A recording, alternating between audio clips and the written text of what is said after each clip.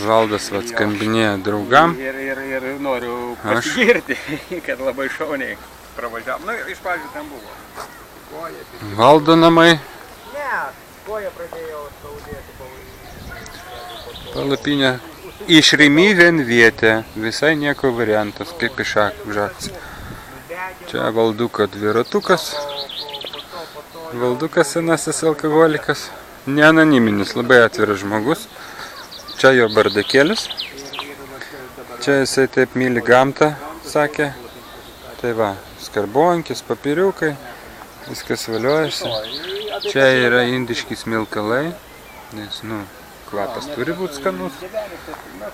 Čia mano mėgamasis. Čia aš mėgosiu už tinklelio, tai manęs nevalgys. Ten mano baikas, mano kojinis džiūna. Tai va, taip pat mes ir gyvenam. Šiaip kelionė labai nereali. Visi pavydėkit, kas nevažiavo. Ir kitą kartą būkit drąsesni, nes įveikėm 102 kilometrus ir esame, važiuotumėm dar kokį 60. Valdui kojas nespaudėtų, visom traumų.